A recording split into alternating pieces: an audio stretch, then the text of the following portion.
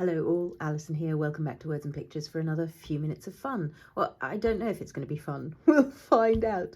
You may remember these two books that we covered with tissue paper, and the palette one has already had its first spread in. Very subtle, beautiful winter umbles, just frosted with white embossing powder and some really subtle inking for a wintry look. So that's en route. This one, so we covered a red hardback book, and I should have remembered, it's happened to me in the past, that when you use a red cloth bound book, the red pigment is just utterly unwilling to go away. Despite us putting in layers of gel medium, despite us putting in layers that should have sealed it, it kept seeping through. At the end of the last episode, it was a sort of pale peachy colour. But as it dried, it turned more and more salmon. Now, I'm growing my love of pink, and there are shades of pink that I've loved all the way along. Let's not get things wrong. Pink roses, various pink berries. There are pinks that I love. This is not one of them.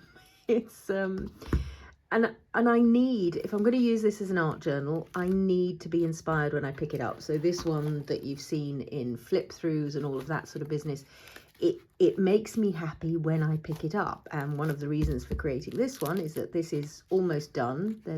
I can't do many more pages in there, even though there are quite a few pages left. I glue them together. This one makes me happy when I pick it up, and it makes me want to play. At the moment, this one is worrying me slightly because I'm not sure I'm ever going to be happy when I pick it up. But I've been thinking long and hard. Usually with something like this, I would do a wash of white gesso over the top and just keep going with that until it's covered. But obviously that's going to cover up my botanical tissue paper imagery and my lovely shakes. I mean, the back is just, whoa, in your face. So I've been thinking about how one can do it.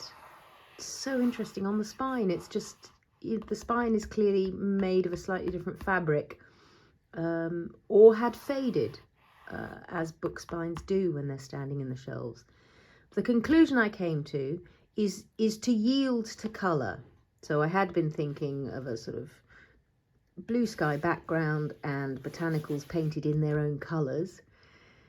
I think my friends in this are going to be the PaperArtsy Mattints, because they are completely transparent, but they layer up colour. So I've been thinking that I'm just going to yield to colour. I'm going to have a play today, see where I get to. And if I hate it, it's fine, because I'll just cover the whole thing over with some thicker paper, not tissue paper, and leave it at that. And then I'll use my botanical tissue to cover a blue book or a grey book or a green book where it's not going to leak through. Or if it does leak through as a green book, that won't worry me so much. So I've been thinking about layering up colour and just going with something bold and bright and trying to make it a journal maybe where I do experiment with colour, come away from my colour comfort zones. But I've been looking at these laid out on the mat. If you've seen me work with the Mattints before, you know that although they look really vivid and vibrant in the bottle, they come out, because they're transparent, with a real subtlety. So I've been looking at these and sort of thinking about layering them over the salmon and what would shift this. So if I put something bluish or purplish over it, we should get greyish tones. We may need to layer it up.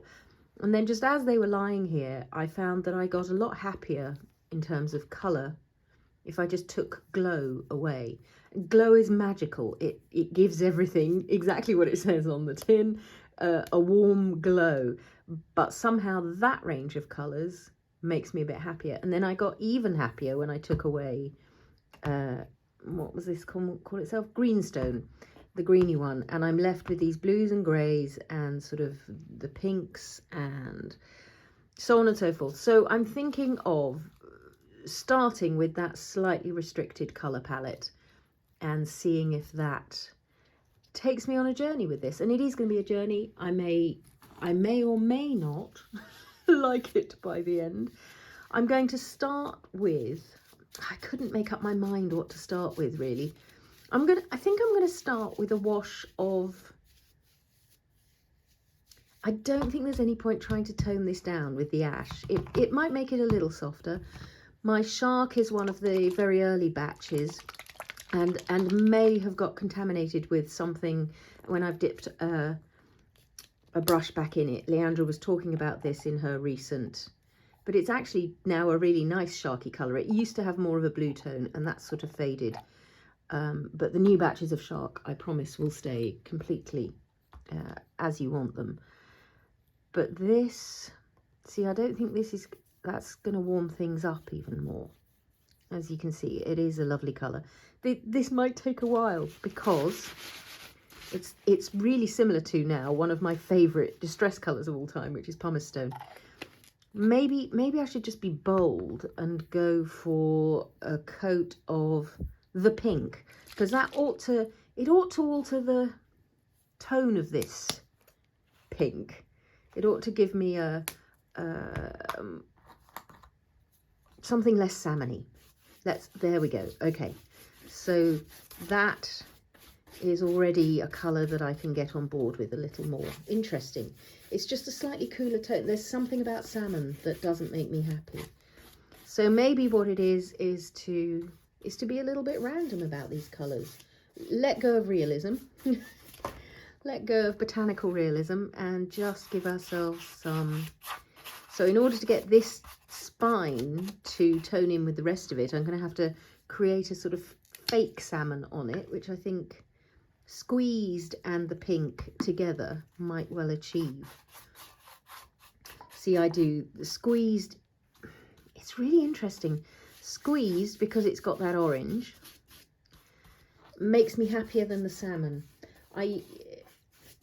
Even though orange is not a colour I deal with well in everyday life, I have always enjoyed both.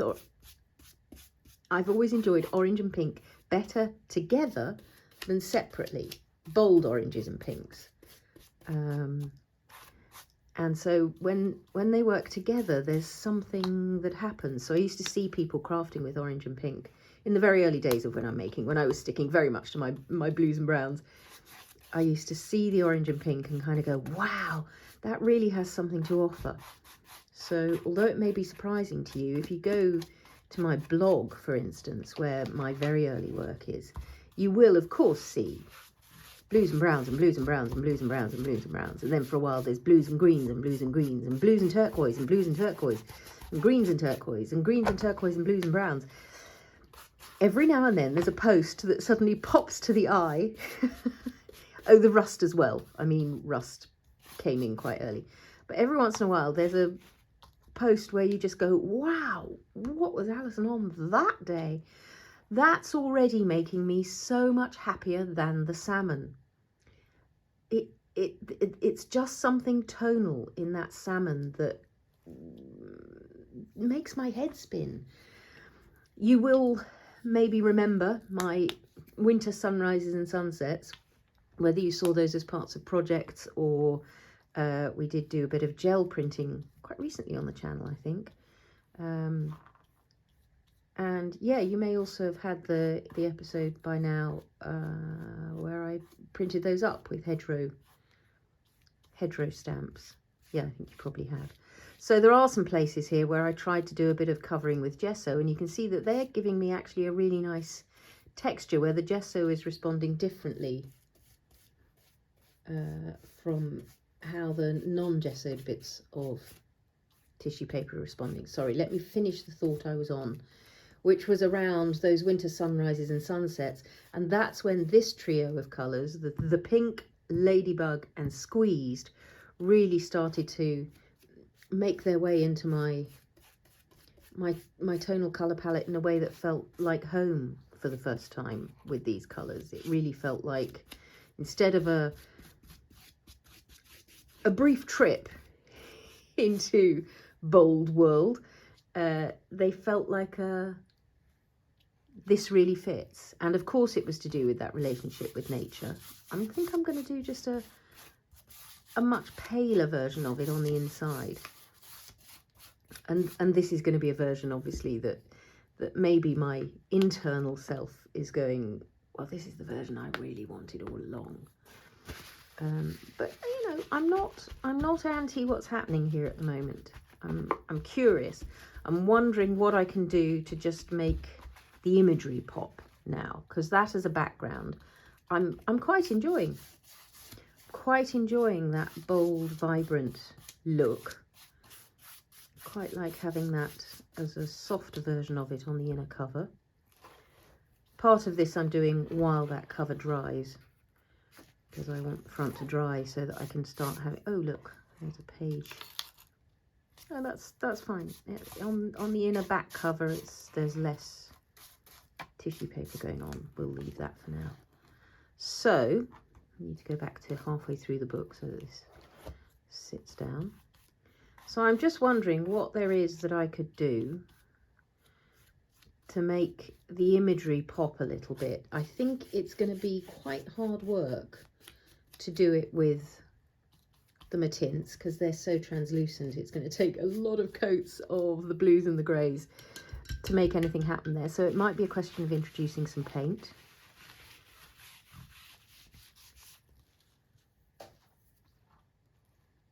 It's really interesting how that's so much more exciting to me than the salmon, which was not making me happy. So I think I'm going to grab, as well as these blues and greys that I've got, Ash, Dragonfly and River Delight are all gorgeous. I'm going to get some equivalent colours of Fresco chalky finish paint, because I think it might be a question of doing some careful painting of these images with something a bit more opaque, whilst trying not to cover up the imagery, to see what we get. Back in a sec. So I paint the lids of my Fresco pots so that I can see the colours as they come, and that's also proving quite useful because I'm now looking at these blues and greys and soft browns that I've pulled out, and I'm sort of looking to see, and I think I quite like how those two things happen. This is another departure. Just a little bit of drying on this book cover so that it's ready to take what I do next. And I think what I'll do is my usual thing when I'm painting with Fresco paints. I'm just going to put some dots of them onto the craft mat here, silicone craft mat, and have a play with doing a bit of painting. What I may do, rather than talk all the way through it, is I may just put on some background music. You'll be able to see what's happening. I very often work when I'm painting with the chalky opaque Fresco paints. I use a water brush because it just enables me to have a little bit more fluidity, and it also enables me to layer them up sort of in the way that watercolours would if I've got a little spritz of water on them and I'm mixing like that. But I noticed that my fine water brush, this is the Pentel water brush, comes in a set. Well, you can get them in a set of 3, fine, medium, thicker. This one's almost empty, so I'm going to fill up that with water, put some dots of paint onto the mat, maybe keep the Mattints ready to do some glazing over the top, because the other, of course, great thing about having used the Mattints on this is that they work as a glaze and a sealant at the same time. So they're giving this book, this tissue paper, a protective coat that's going to do well as it's going in and out of the shelf as an art journal. Right, fill up the water brush, dots of paint onto the thing. I might set some music going and do a bit of painting. Almost ready to play. So obviously this is not going to be realistic colours. This is just going to be fun. I thought I should probably tell you the paints that are going down onto the mat. I will obviously list things in the description below as well, but so that you're not operating in the dark. Excuse me. So this is French Roast. That's actually a translucent paint, and it's one of my most used colours. It's magical, cool dark brown. When Scorched Timber came out as a distress ink, I was very happy because it reminded me of French Roast. That's Mud Splat, which is opaque. This is Steel Grey, which is opaque. So PaperArtsy paints come in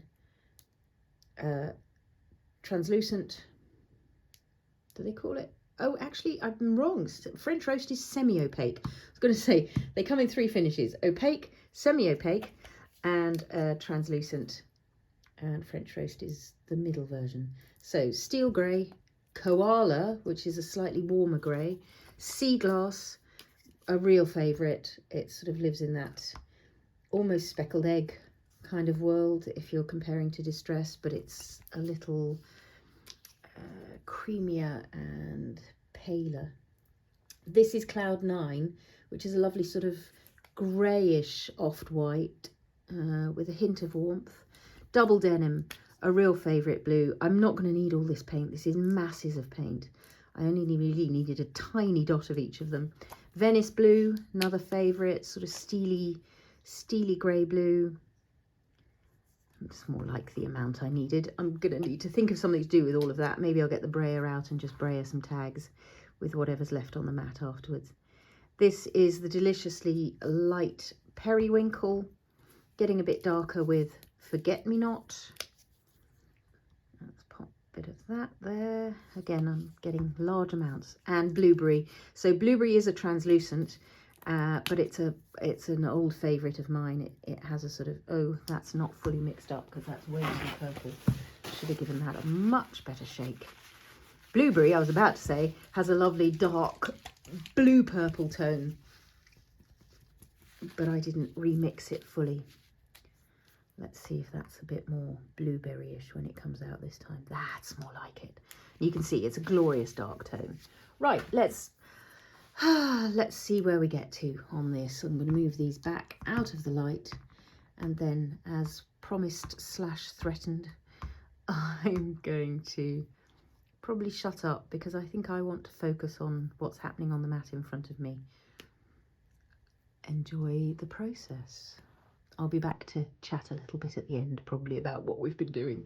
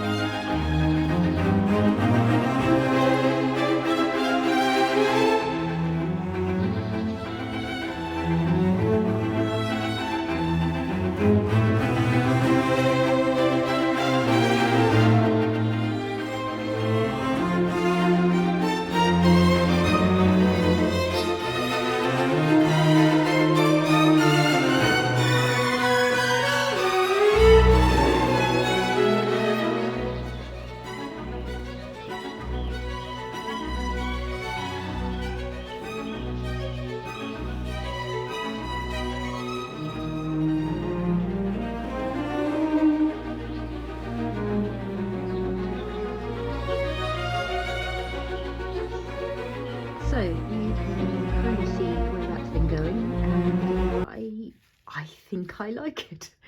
I'm just going to use a little bit of this Seaglass that's been going onto the rosemary leaves here to do, yeah, you guessed it, a little bit of spatter, which is just going to break up those big swathes of, been mixing it with steel grey, which is actually, that's actually quite nice. It's got a kind of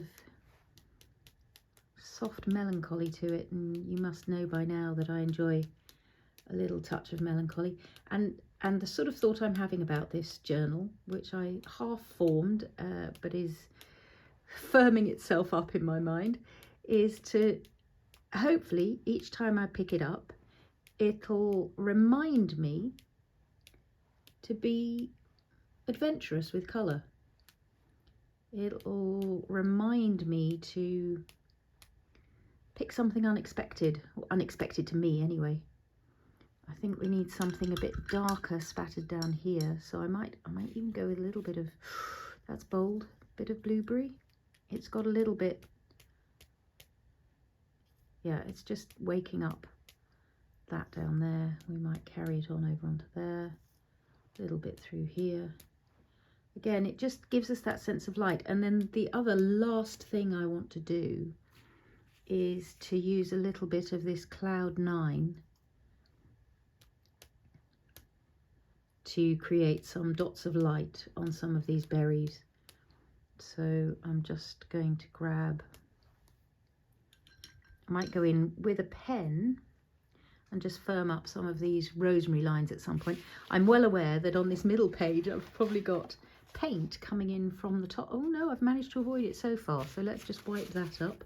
Not that it matters, because then I'll avoid blank page syndrome whenever I get to that page in the end. That's covering up my Shakespeare a little too much. So you'll have seen that process of applying colour, applying opaque pale colour, and then knocking it back, but that allows you to add something over the top that will then have a bit more presence because it's had that pale one go in. Let's just see if we've got a pen that will behave on this surface. I just want to put in a couple of these strokes back into focus. That pen is almost dead. This one I think is going to be a bit in your face. Let's just see if we can apply it with some subtlety.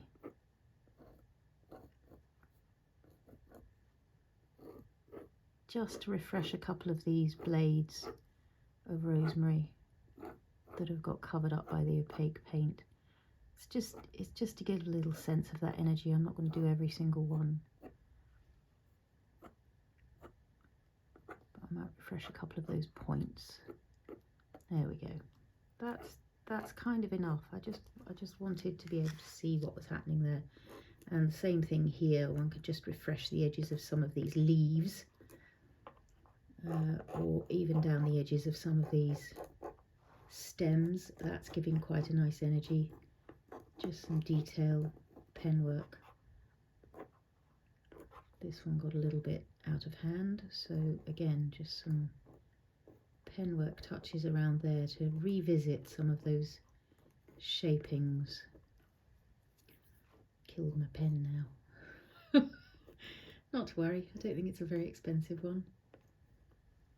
But it is just giving me that bit of life back in the line that's maybe got covered up by opaque paint.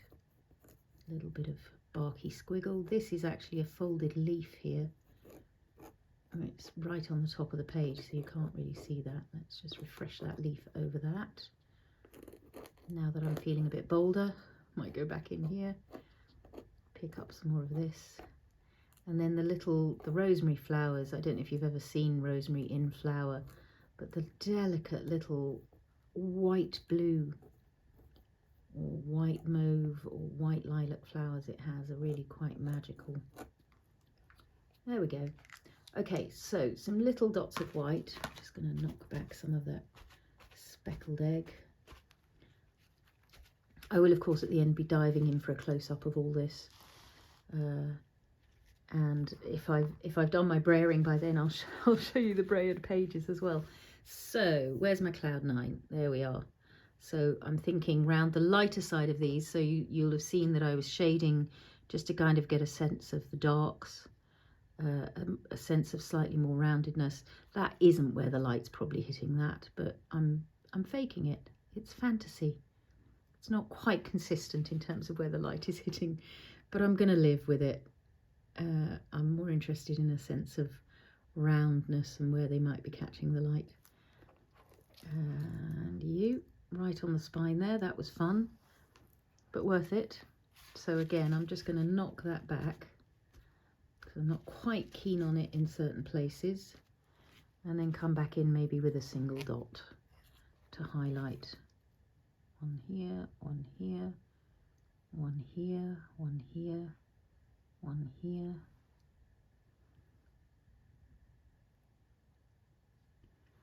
My Cloud 9 is a bit watery now on the tip of the brush. This is the one thing to watch out for if you're using a water brush, is that sometimes it can get a bit out of hand in terms of how wet the nib is. A piece of paper towel will usually sort you out. Just to dab it onto the kitchen towel. So I'm just going to wake up those little flowers. nice, and then I might just put a couple of dots in a couple of places just to make these berries nice and glossy.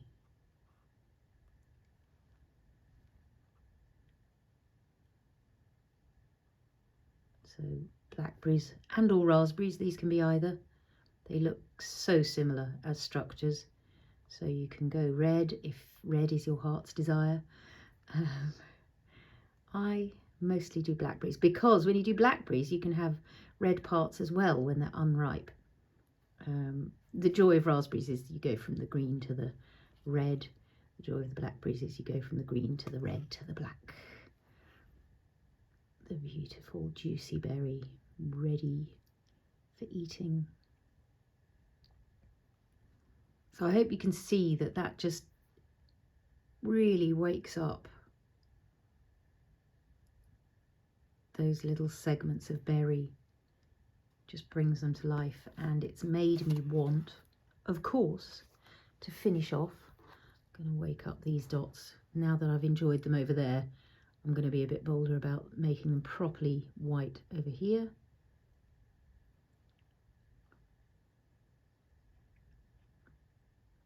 And just live with a bit of messiness.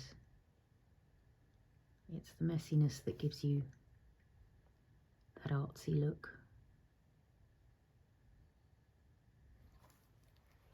Yes, and that has of course made me want, as a finishing touch, just a little bit of Cloud9 spatter. Test it here. Away we go. And that's giving me those wintry sunrises again, just with a touch of frost. I hope that doesn't mean I'm only ever going to pick up this album, this journal, when it's winter. No, I will be very bold about making sure I play in this at other times of year as well. There's just a life to that that is really quite pleasurable. Grand! I hope you've enjoyed that little journey into some unexpected colour, and thank you so much for your company as always.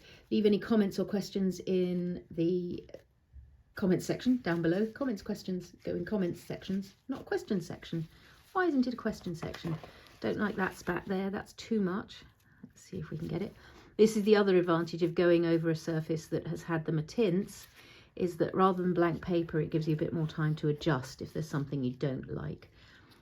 I might brayer up some of this paint just to use it, or just dab some tags down into it to make sure I've used all that. I will always, as usual, put as much detail in the description below of what we've been using today, and as well as linking the previous video where we started this whole journey.